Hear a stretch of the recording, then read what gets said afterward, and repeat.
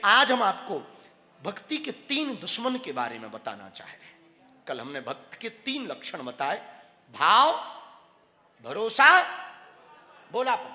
लेकिन भक्ति के 3 दुश्मन भी हैं। नोट करना प्रिय साधकों, भक्ति का पहला दुश्मन है कुसंग। क्या है? कुसंग।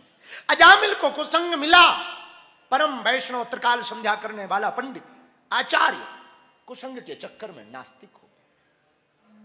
तो भक्ति का पहला शत्रु कौन है? कुसंग। भक्ति का दूसरा शत्रु है अहंकार। मैं, ये मैं बहुत खतरनाक है। और मेरे पागलों, जिसे मैं की हवा लगी उसे ना दुआ लगी ना दबा लगी। मैं की हवा बहुत खतरनाक, अहम की हवा बहुत बेकार होती है। भक्त के अंदर ये नहीं होना चाहिए मैं, भक्त के अंदर होना चाहिए भगवान। अभिमान नहीं, भगवान। अंदर भगवान बैठा हो, कुछ भी होवे यही भाव मन में रहना चाहिए। सब भगवान करवा रहे हैं, सब भगवान कर रहे हैं, भगवान करवा रहे हैं और भगवान कर रहे हैं। और कोई कहे वाह आपके कारण ऐसा हो गया, सब भगवान की कृपा है। हर पल ये चित्त में बना रहे। और याद रखना, शब्दों के जादूगर बहुत है। तुम लोग बाहर से तो कहते हो, हम किसी के घर, हमने कई बार ये बात बताई, आज फिर मुंबई में एक बहुत अच्छा चेला है हमारा, उसने एक कोठी बनाई बहुत अच्छी। उसके हम घर गए, कोठी को देखकर हम भी बड़े प्रसन्न हुए। तो हमने पूछा ये किसकी है? आपकी ही है? आपकी? हमने कहा तू क्या कर रहा है? आपकी है तो तुम क्या कर रहे हो? फिर नहीं उसने कभी जिंदगी में कहा कि आपकी है। कुछ भी कहो, आपकी। गाड़ी पूछो किसकी? आपकी है। आपकी है, आपकी। ये हम लोग ना बाहर से कुछ और है, अंदर से कुछ और है। मंदिरों में भी यही हाल है। शाम को आरती गाते, ओम जय जगदीश हरि, तन मन धन स्वामी सब कुछ है तेरा, प्रभु जी सब कुछ है तेरा, और तेरा तुझको क्या लागे मेरा। कितनी अच्छी आरती है, क्या लागे मेरा। और लोग भी इतने भाव से गाते कि भगवान विष्णु को, नारायण को लगता यही अच्छा भगत है। ऐसे आंख बंद कर, क्या लागे। बाहर आके कहता गाड़ी कहां गई है मेरी, चप्पल हिरा गई है मेरी, जेब कट गई है। बताओ, अभी कह रहा था सब तेरा है,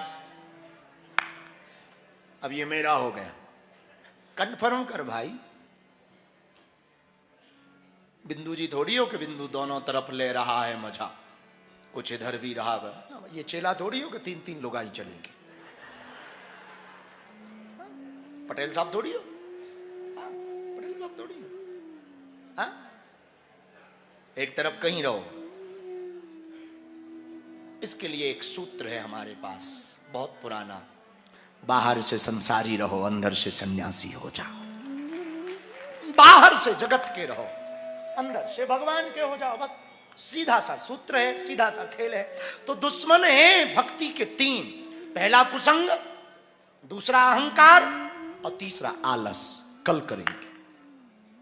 और कबीर क्या कहते? काल करे सो और आज करे सो, और पल में परलय होएगा, बहुरे करेगा। कल करता तो आज करे, और आज करता है तो अभी कर।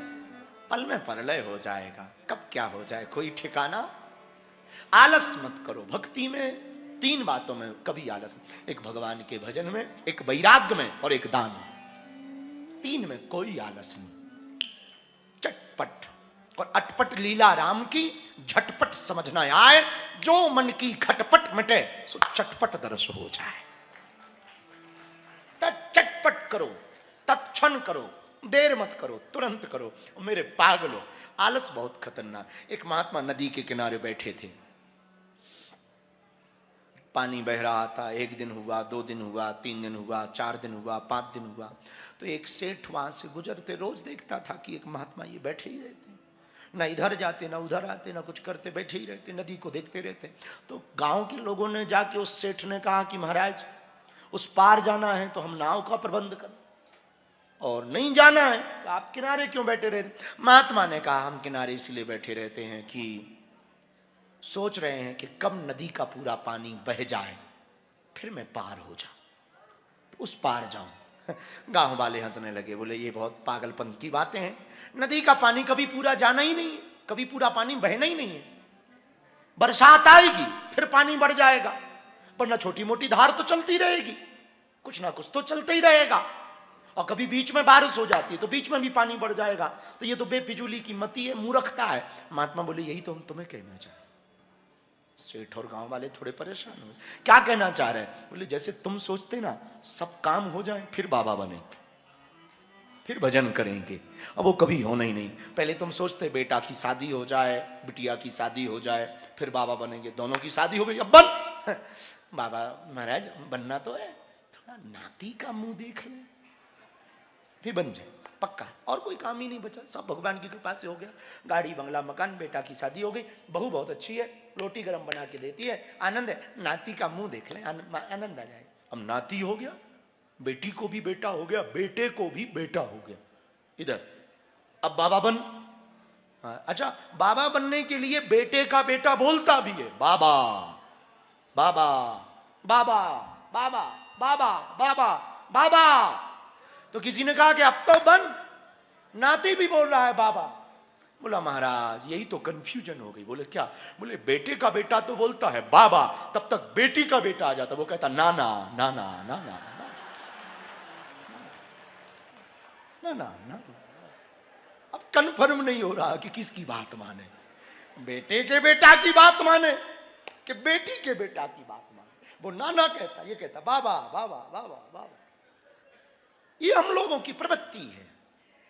कबीर की वाणी को याद करना, काल करे सो पर आज करे सो, पल में परलय होएगा। भक्ति के ये 3 दुश्मन हैं। पहला शत्रु कुसंग है, और कुसंग से बचने का उपाय सत्संग है। आज की कथा भी हमने यहीं से शुरू की थी। बिनु सत्संग